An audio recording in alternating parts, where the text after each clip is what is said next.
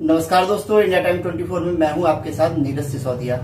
आज हम बात करेंगे बरेली शहर के गुरुद्वारों की। बरेली में सिख धर्म का आगमन कैसे हुआ। सुरमे और बांस के लिए मशहूर बरेली हिंदू मुस्लिम भाईचारे के साथ ही सिखों के लिए भी जाना जाता है। यहाँ सिख धर्म पाकिस्तान से किस तरह आया, किस तरह यहाँ गुरुद्वारे डेवलप हुए और इन दिनों उनकी क्या स्थिति है, इस संबंध में चर्चा करने के लिए हमारे साथ मौजूद हैं ज्ञानी काले सिंह जी। काले सिंह जी, आपका इंडिया टाइम 24 में बहुत बहुत स्वागत है। बरेली शहर में गुरुद्वारे और सिख धर्म कैसे आना हुआ। मैं ज्ञानी काला सिंह गुरुद्वारा सिविल चौकी चौराहे में सेवा कर रहा हूँ।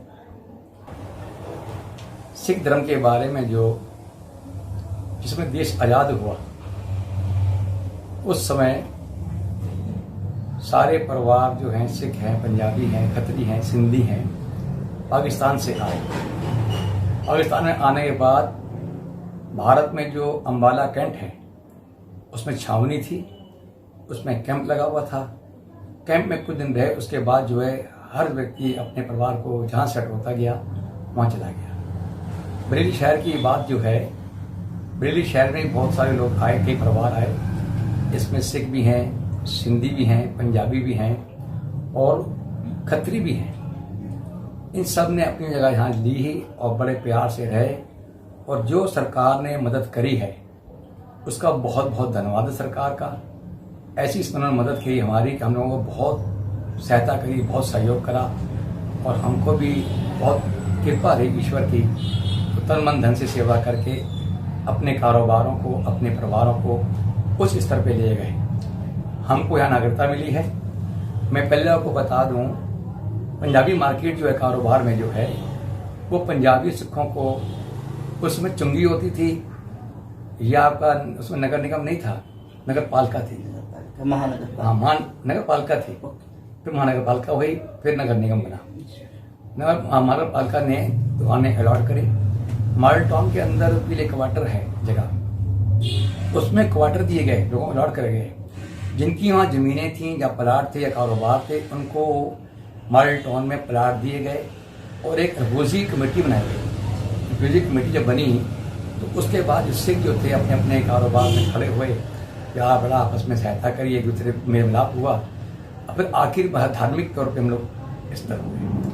सबसे पहले जिस समय हम आए तो उसमें गुरुद्वारा बरेली में कोई गुरुद्वारा नहीं था, एक भी गुरुद्वारा साथ नहीं था। और बिहारीपुर ढाल पे उदासी पंथ के महापुरुष थे, संत थे, महात्मा थे।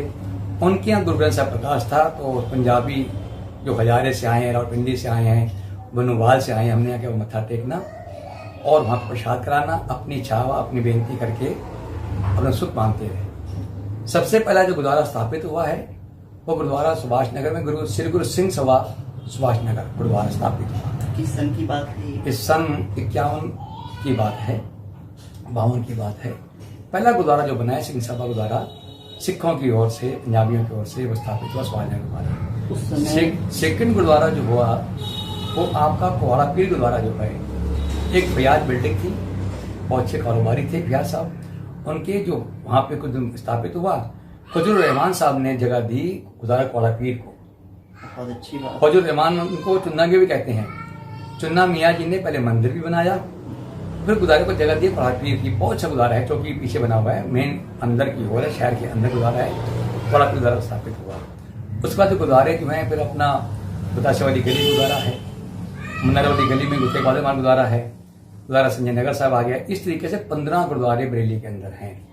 और बरेली के अंदर जो है सिंह सभा 2 गुरुद्वारे हैं, सुभाष नगर सिंह सभा, श्री गुरु सिंह सभा सुभाष नगर, श्री गुरु सिंह सभा मॉडल टाउन।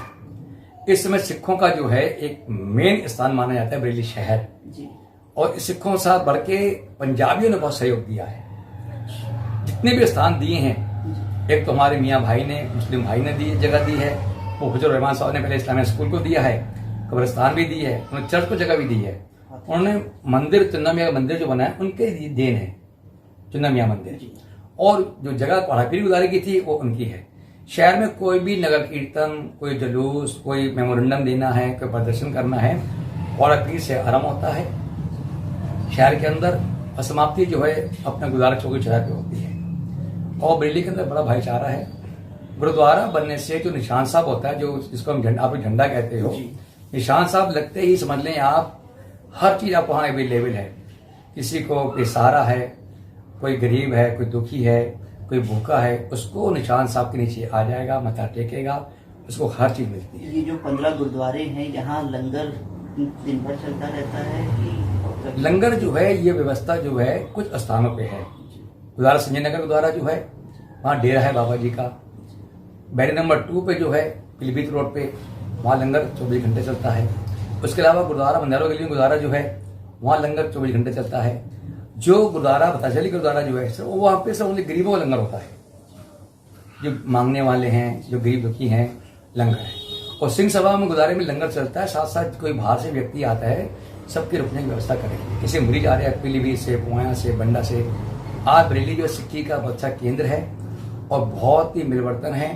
और बरेली में जो हमारे सनातन धर्म के धाम भी हैं, अलकनाथ, बद्रीनाथ, टिमरीनाथ हैं और बखंडीनाथ, सब जो धाम भी यहाँ पे हैं।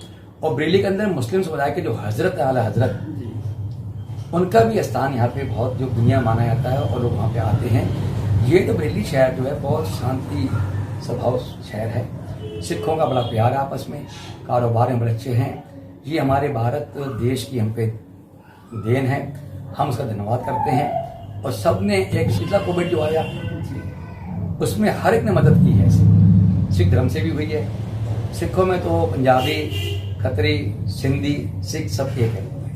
क्या गुरुद्वारा साहिब जो है यहाँ पे, वहाँ लोगों के ठहरने की भी व्यवस्था है अगर दूर दराज से लोग यहाँ दर्शन करने आए तो? कोविड-19 में जो प्रलय आई उस समय जो था, किसी का मरीज आया है या कोई बंदा लॉकडाउन में फंस गया है, उसको जगह, लंगर, हर चीज उपलब्ध कराई गई है, हर तरीके की, एरिया वाइज भी।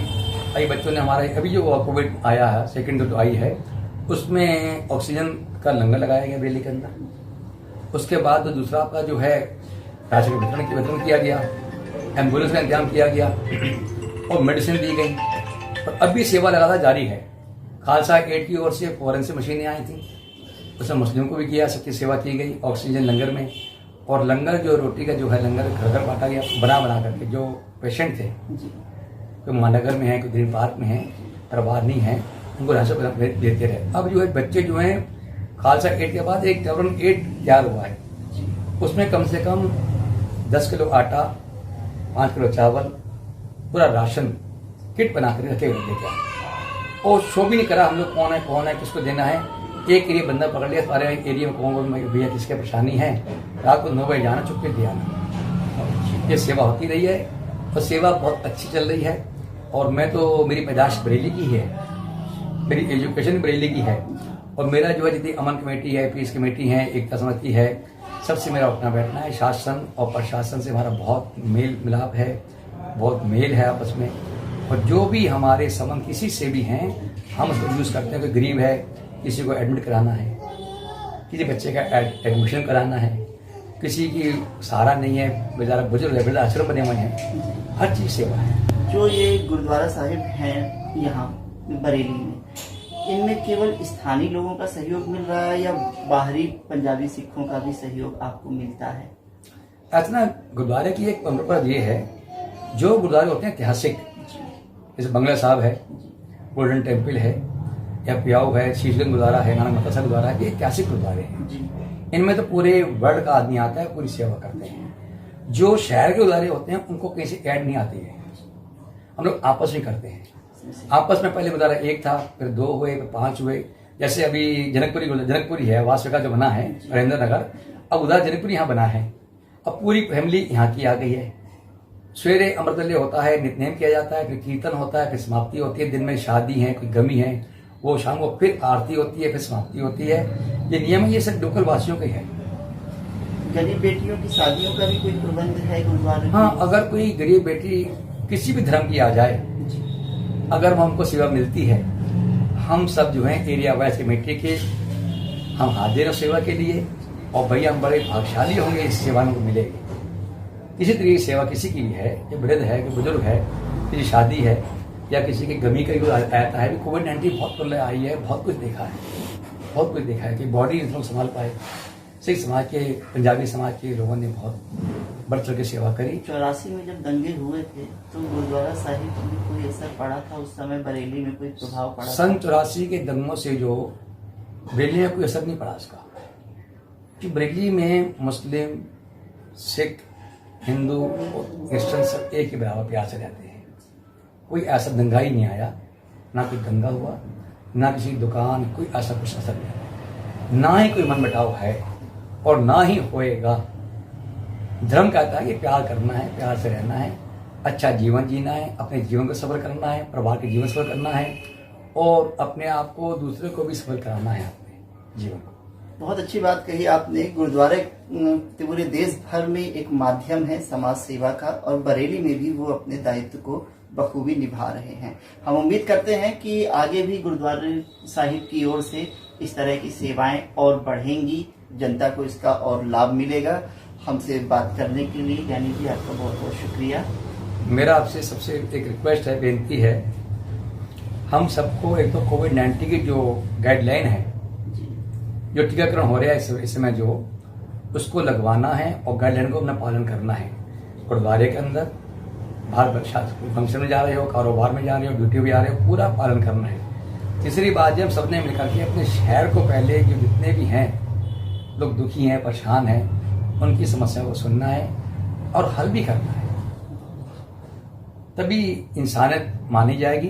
और गुरु साहब गुरु नानक देव जी का एक उपदेश संदेश था, अपने नानक नाम चढ़ती करा, तेरे बहाने सर्वदा भला, किरत करो, नाम जपो और वन छको। किरत मैंने अच्छी कमाई करनी है, उसका नाम लेना है ईश्वर का और बांट के खाना है। सबसे बड़ा ये उद्देश्य है गुरु नानक देव महाराज का। और हम सब देश के हित में काम करें, देश की रक्षा के लिए, समाज की सेवा के लिए और अपने परिवार को ऊपर से ऊपर ले जाने के लिए। वाहिगुरु जी का खालसा, वाहिगुरु जी की फतेह।